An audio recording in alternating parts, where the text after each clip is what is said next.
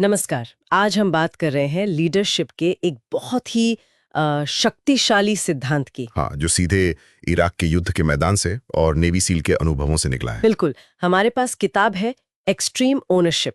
इसे दो पूर्व सील अधिकारियों जॉको विलिंक और लीफ बैबिन ने लिखा है और आज हम इसी के कुछ खास हिस्सों पर बात करेंगे। हाँ, और ये समझना जरूरी है कि ये सिर्फ जंग की कहानियां नहीं है। सही। लेखक अपने अनुभवों का इस्तेमाल करते हैं लीडरशिप और मैनेजमेंट के उसूल समझाने के लिए। और सबसे बड़ा उसूल है एक्सट्रीम ओनरशिप। एक्सट्रीम ओनरशिप यानी पूरी जिम्मेदारी। हाँ, पूरी जिम्मेदारी।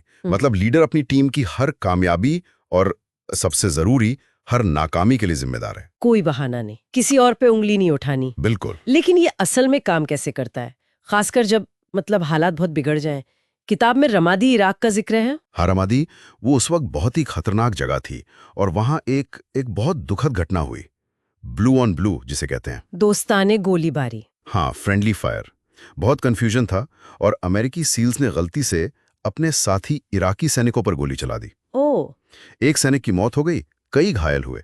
माहौल एकदम तनाव से भर गया। जाहिर है इसकी जांच तो हुई होगी, तो फिर गलती किसकी मानी गई? यहीं पर यह सिद्धांत सामने आता है। जब जांच हुई तो टीम के कई लोग जो सीधे फायरिंग में शामिल थे, उन्होंने कहा, हाँ, मेरी गलती। अच्छा। लेकिन फिर जो टास्क यूनिट कमांडर थे लीफ बैबिन, वो आगे आए। उन्होंने कहा, ये मेरी गलती थी। हैं?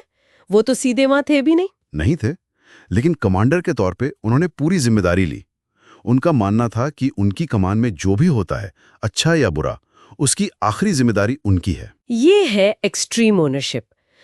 अपनी दुनिया में हर चीज का मालिक बनना, गलतियों को मानना और फिर जीतने के लिए प्लान बनाना, उसे ठीक करना। क्या ये सिर्फ लड़ाई के मैदान तक ही सीमित है या ट्रेनिंग में भी दिखता है? बिल्कुल दिखता है। सील ट्रेनिंग, BUDs जिसे कहते हैं, बहुत मुश्किल होती है। हाँ, सुना है, हेल वीक वगैरह। हाँ, उसी हेल वीक के दौरान बोट क्रू रेस होती हैं। तो एक टीम थी, टीम VI, वो लगातार हार रही थी और उसका लीडर क्या कर रहा था? वो अपनी टीम को दोष दे रहा था, कह रहा था कि मेरे लोग ठीक नहीं है। तो इंस्ट्रक्टर्स ने क्या किया? उन्होंने एक प्रयोग किया।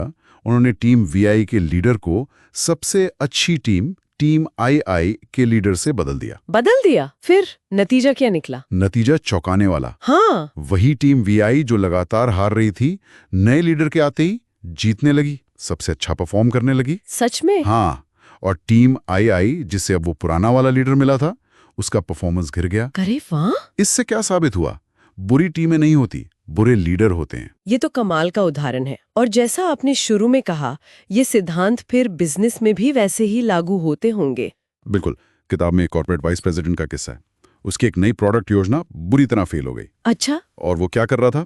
अपनी टीम को दोष दे रहा था, दूसरे डिपार्टमेंट्स को, मार्केट को, सबको। वही कहानी, जिम्मेदारी से बचना। हाँ, लेकिन उसे सलाह दी गई कि बोर्ड के सामने जाओ और पूरी जिम्मेदारी लो। उसने ली? पहले तो वह हिचकिचाया, लेकिन जब उसने ऐसा किया, माना कि गलती मेरी है और बताया कि मैं इसे कैसे ठीक करूंगा, तो बोर्ड हैरान रह गया। प्रभावित हुए होंगे? बहुत।